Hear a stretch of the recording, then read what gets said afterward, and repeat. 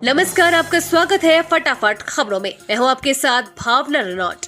आज हम लेकर आए हैं हरियाणा के हर छोटे बड़े शहर की सबसे तेज और ताजा खबरें। तो चैनल को सब्सक्राइब कीजिए और वीडियो को कहां से देख रहे हैं कमेंट बॉक्स में बताएं।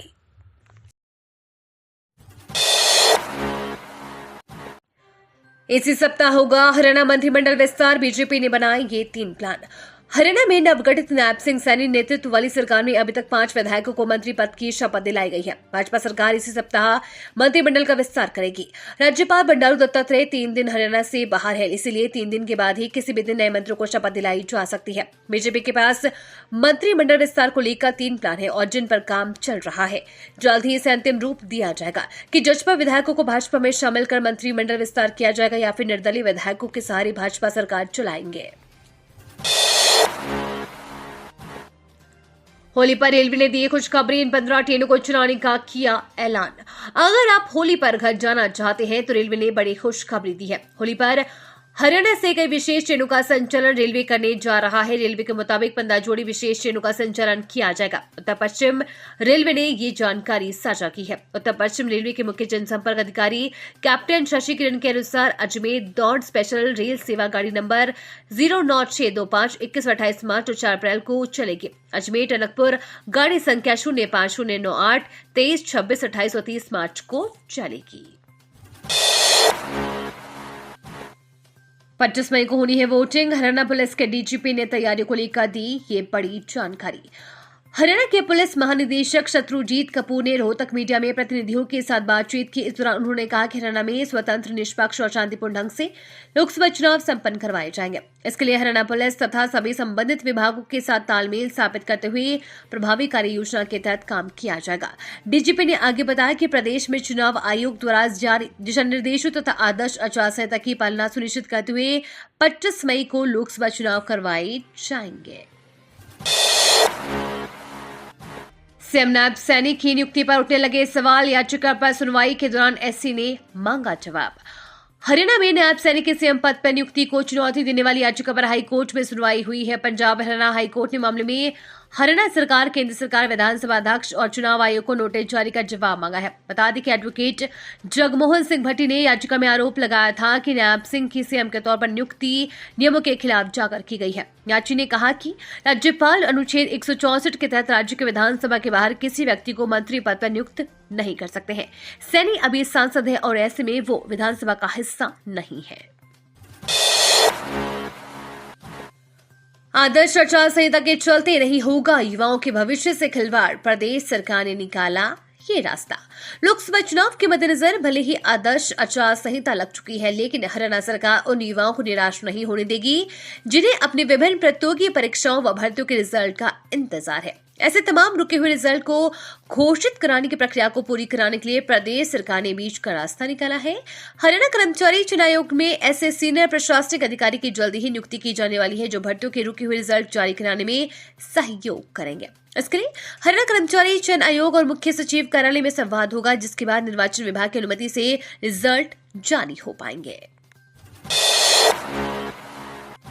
चरखी दादरी सीसीटीवी कैमरों की निगरानी में होगी सरसों व गेहूं की सरकारी खरीद। मंडी आढ़तियों ने उठाई ये मांगे।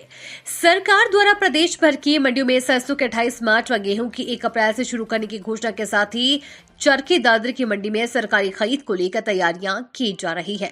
इस बार जहां सरसों व गेहूं की खरीद को लेकर मंडी प्रशासन की व्यवस्था पर तीसरी नजर रहेगी, वहीं मंडी गेट सहित धर्मकांटों व मंडी में कई स्थानों पर सीसीटीवी कैमरे लगाए गए हैं।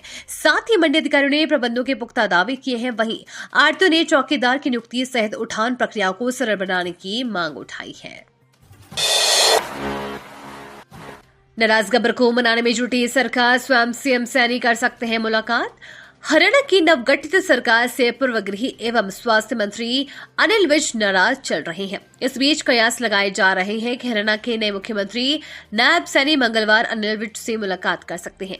दरअसल 19 मार्च को मुख्यमंत्री नायब सैनी 4 जिलों के दौरे पर रहेंगे। इन जिलों में अम्बाला भी शामिल है। अम्बाला विज का होम डिस्ट्रिक्ट है। खास बात यह है कि विज की विधानसभा अम्बाला कैंट में ही मुख्यमंत्री नायब सैनी के स्वागत समारोह का आयोजन किया है। अब सरकारी सेवाओं के आवेदन में नहीं होगी परेशानी। अटल सेवा केंद्रों में बनेगी हेल्प डेस्क। निरक्षर व कम पढ़े लिखे या इंटरनेट की जानकारी न रखने वाले लोगों को हरियाणा सरकार अब सहूलियत मुहैया कराएगी। दरअसल ये लोग इंटरनेट मीडिया का ढंग से इस्तेमाल नहीं कर पाते हैं। इन्हें आवेदन में कई तरह की त्रुटियों की वजह से सरकारी योजनाओं के लाभ से वंचित भी रहना पड़ता है। इन लोगों को ध्यान में ही रखकर सरकार ने अटल सेवा केंद्र पर अलग डेस्क बनाने का निर्णय लिया है। यहाँ पर IT का एक कर्मचारी पूरे समय मौजूद रहेगा। इसके लिए सरकार ने हाल ही में 3400 कंप्यूटर ऑपरेटरों की नियुक्तियां की है। बिना फायर NOC चल रहे 150 से अधिक कोचिंग सेंटर आग के खतरे में, विद्यार्थियों का जीवन। कोचिंग सेंटर में पढ़ने वाले हजारों बच्चों का भविष्य खतरे में नजर आ रहा है। ऐसा इसलिए क्योंकि शहर में बने 150 के करीब कोचिंग सेंटर बिना फायर NOC के चल रहे हैं। इन सभी संस्थानों में आगजनी से विद्यार्थियों की सुरक्षा के लिए कोई इंतजाम नहीं है। संस्थानों के संचालक फायर NOC न लेकर विद्यार्थियों की जान को जोखिम में डाल रहे हैं। आगे किसी कोचिंग सेंटर में आग लग जाए तो बड़ा हादसा हो सकता है। सुशील गुप्ता ने बीजेपी पर साधा निशाना, बोले भाजपा के पास कोई उम्मीदवार नहीं जो मैदान में उतर सके। कुरुक्षेत्र लोकसभा सीट से आम आदमी पार्टी के उम्मीदवार सुशील गुप्ता सोमवार को रादौर पहुंचे, जहां उन्होंने पत्रकारों से बातचीत में कहा कि कुरुक्षेत्र लोकसभा से भाजपा के पास कोई उम्मीदवार ही नहीं बचा जो मैदान में उतर सके। तो वहीं उन्होंने दूसरी तरफ मुख्यमंत्री नायब सैनीपत अंश कसवे कहा कि जो अपनी पत्नी को जिला परिषद का चुनाव नहीं जिता सका वो हरियाणा की 10 लोकसभा सीटें कैसे जीतने का दावा कर रहा है। सुशील गुप्ता ने कहा कि कुरुक्षेत्र में तो नायब सैनी को लोग गायब सिंह सैनी के नाम से जानते हैं, क्योंकि जब से वो सांसद बने थे तब से वो गायब हैं। नवे सिंह मर्डर के बाद अब अभय चौटाला को जान से मारने की धमकी, हाई कोर्ट से लगाई Z+ सुरक्षा की गुहार।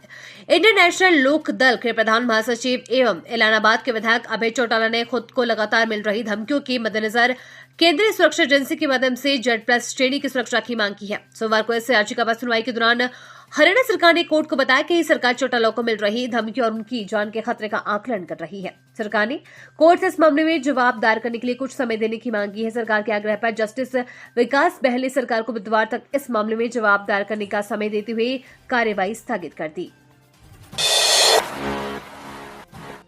रात के समय चुराते थे बिजली की तारें, पुलिस ने 2 को किया गिरफ्तार, 50 से ज्यादा की चोरियां।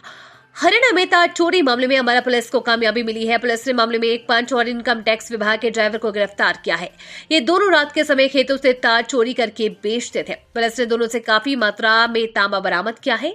इन्होंने 50 से ज्यादा चोरियों की वारदात को कबूल किया है। बता दें कि अम्बाला के ग्रामीण इलाकों में खेतों से गुजरने वाली बिजली की तारों के चोरी होने के कई मामले थानों में दर्ज किए गए थे। पुलिस ने इस मामले में कार्यवाही करते हुए 2 चोरों को गिरफ्तार किया है। ये थी आज की फटाफट खबरें। हम मिलेंगे अगले बुलेटिन में, तब तक के लिए धन्यवाद और जय हिंद।